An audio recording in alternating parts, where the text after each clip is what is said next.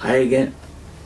In F.F. Bruce's The Real Jesus, we're in the middle of his discussion of the Jewish parties that were existing in the days of Jesus. He's in the middle of his discussion of the zealot. What was a zealot? And the big question for today is, was Jesus a zealot? One of the ways that people get around the New Testament is by claiming, well, Jesus was actually a good rabbi, a great teacher among the rabbis, but maybe he was just a political seditionist, and that his emphasis was upon the liberation of Israel from its oppressor, as was the emphasis of the Zealots, who might be of the party of the Pharisees, but in their expression of their faith wanted to get rid of those who they thought were the real enemies of the purposes of God. Was Jesus one of those? So Bruce addresses that question right off the bat here. He says, was Jesus actually executed by the Roman authorities on a charge of sedition?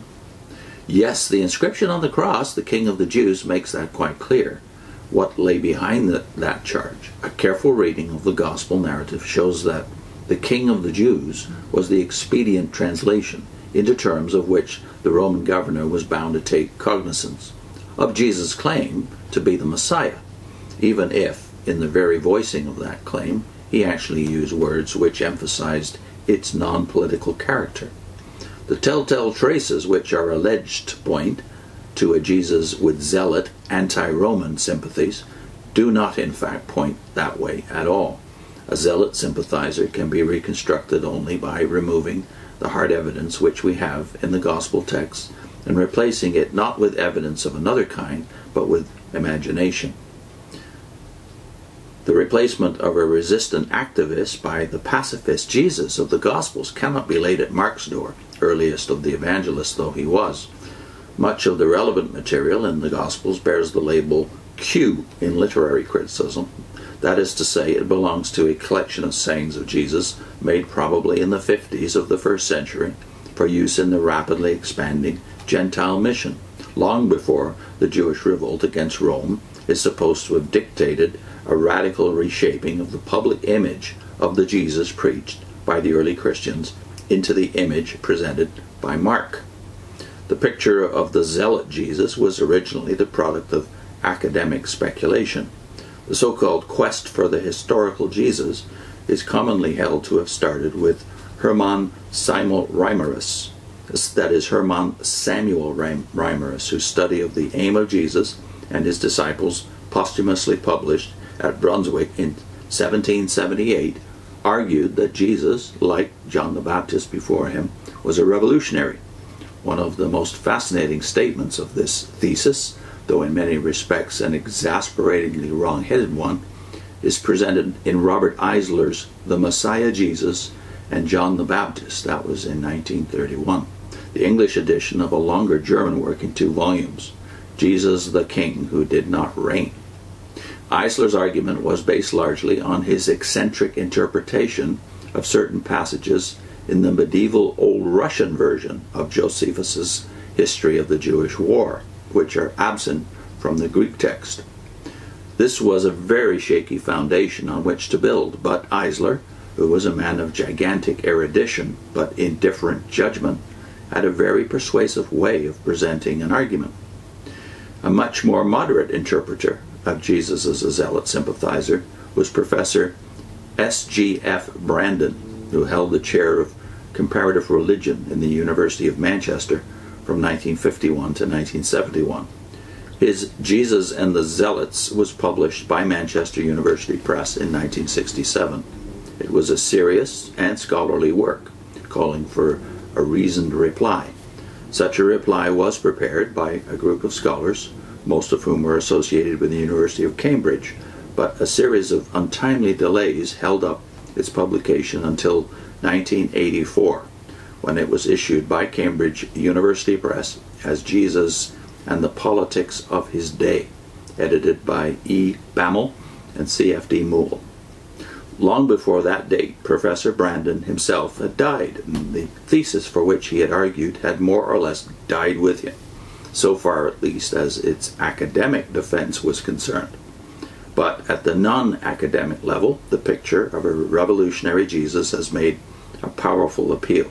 Revolutionary theologians and leaders of resistance movements have eagerly invoked the authority of such a Jesus to justify recourse to violent rebellion on the part of the oppressed against their oppressors.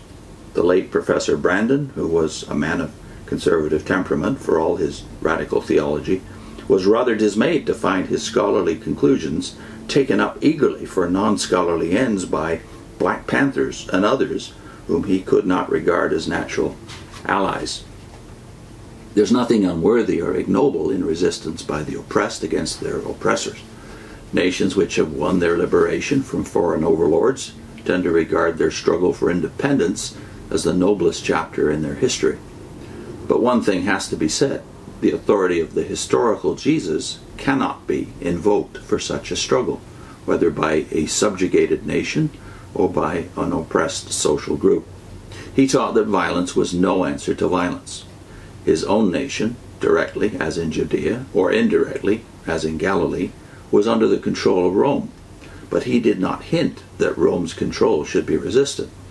He appears to have followed in the tradition of Jeremiah and other prophets in viewing Gentile domination of Israel as divinely ordained for a particular time and purpose.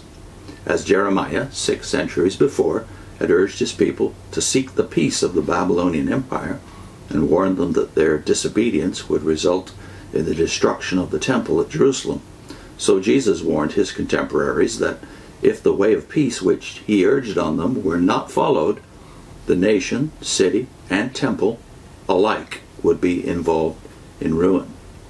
He saw clearly that the way of the Zealots would lead to fearful disaster, and pleaded with the people to repent, to change their attitude and policy before it was too late. It is in the highest degree improbable that this representation of Jesus' teaching should be a later and unhistorical construction. Had Jesus met his death at the hands of the occupying power for zealot sympathies or activities, he would have won a place in Jewish memory alongside Judas Maccabeus and others who fell in defense of national freedom. But that is not the kind of place that Jesus has in Jewish memory. Had he been minded to give a lead to the forces of armed resistance, the opportunity was available at the time of his feeding of the multitude in Galilee. He refused to grasp that opportunity when it was offered to him then, and that remained his policy to the end. A policy which, if his people had accepted it in preference to the zealot policy, would have spared them the horrors which overtook them a generation later, culminating in the fall of the city and temple of Jerusalem in AD 70.